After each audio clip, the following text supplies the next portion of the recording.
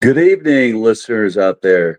Hey, this is Kex Hillbilly Think Tank back tonight to talk about something I saw as a headline on the front page of Louisville's Courier Journal.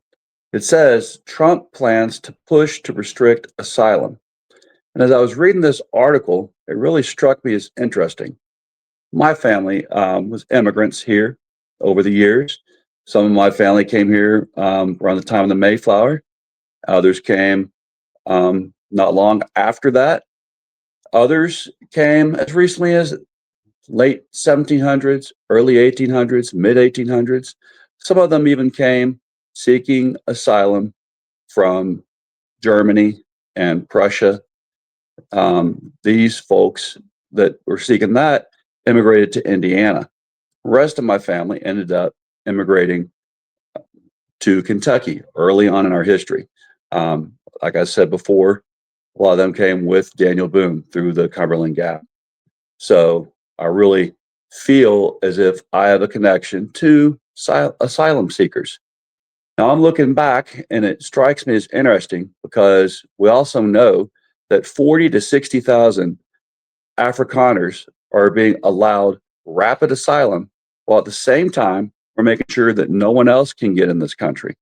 I find that interesting, seeing as how these are the folks that were highly persecuting their own country people in their country for centuries. These are descendants of the Dutch colonizers. All right. These are the same people who put Nelson and Mandela in prison for many, many, many years. Go back, look at a little bit of history. Now, at the same time this is happening, NPR has published an article back in May that said White House welcomes Afrikaners to the United States, but drops protection for Afghan allies. Now, why does this matter to me? Well, I am a veteran of the Afghanistan conflict.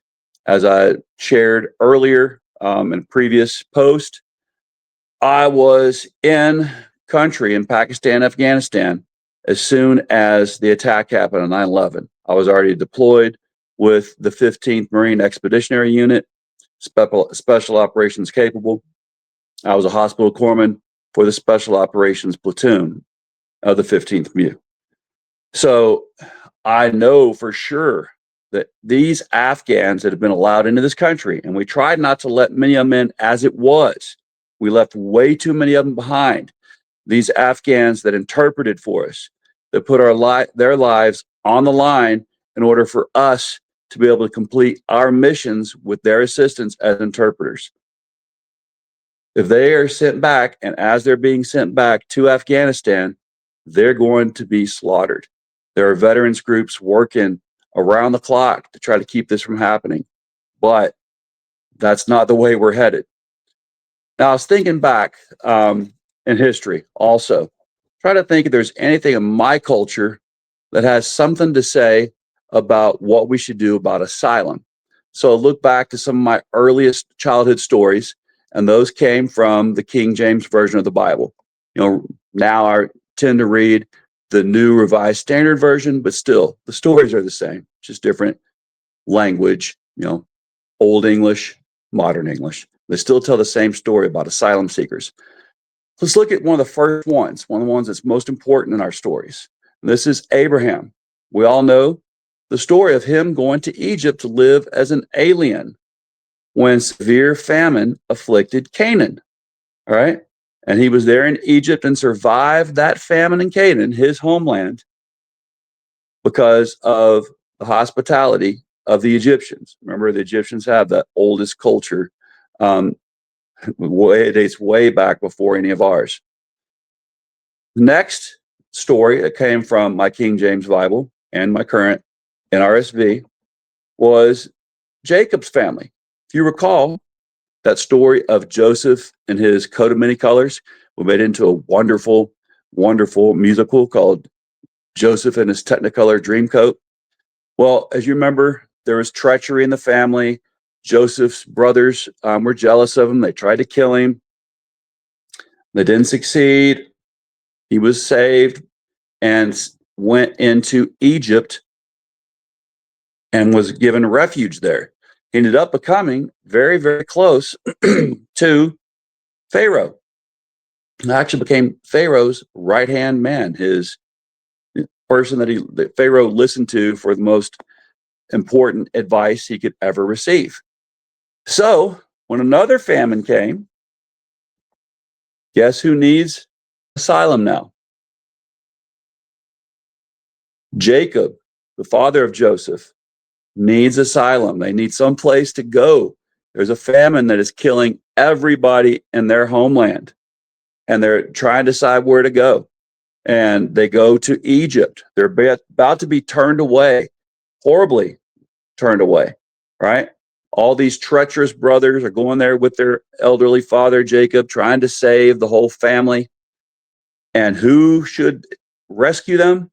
Pharaoh, because that's right, Joseph was his right-hand man, if you remember that story. And he makes sure that his treacherous brothers get to come in to Egypt, get asylum, and are allowed to live there in freedom and honor because of Joseph. That's not the end of it. Later, we look at David. If you remember, he slew Goliath. And after killing Goliath, slewing Goliath, remember where Goliath came from? Goliath was a Philistine. Well, later on, David is a fugitive from King Saul. So he has to go find somewhere safe to live, hide out, and not be killed. This is the future king of Israel. Where does David go? He goes to live with the Philistines in the same city that Goliath was from. He goes to the same hometown that Goliath was from. Now, while he's living there, what does he do in order to be able to live there and not be kicked out? Because, people, if they found out who he really was, this illegal alien, he would have been killed. So he pretended to be a mentally ill person. That's how he got to pass and live in the land of the Philistines, in the hometown of Goliath, the man he had killed. Now let's just stop and think for a minute, okay?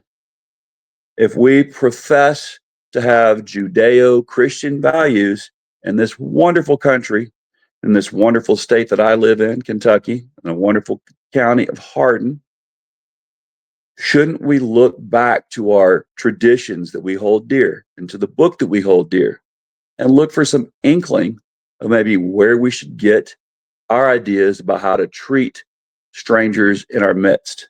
And we can look and find even more stories about welcoming strangers in our midst, what we call God telling us to treat strangers with love and kindness and honor, because we could be strangers too. That's what we're told.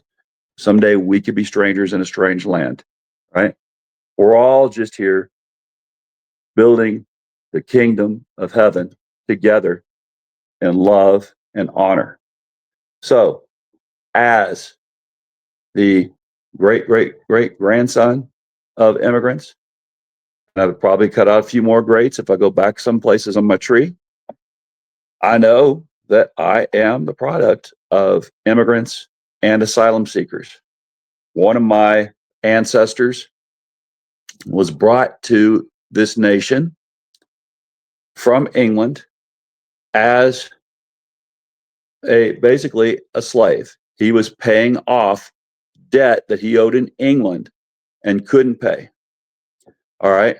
He changed his name, last name Lovell, traced his ancestry all the way from England, the East Coast, and then they made their way into Kentucky. And my great great grandmother married a Lovell, this great great grandmother from Hardin County, Kentucky, married a Lovell, and they settled in Eastern Kentucky. I just discovered these stories recently. This Lovell became a very illustrious, famous, sometimes even infamous Baptist preacher. And I believe this is where I get my family, or I don't believe, I know it's where I get my family history of having very many Baptist ministers, especially primitive Baptist ministers in the family. Y'all, it looks like the love of my life is home from working hard. So I'm going to sign off for the night. The Chihuahuas don't want me to talk anymore anyway. Hope y'all have a great evening. Let's all take care of everyone and love all of our brothers and sisters all around the world and here in our home state. Good night.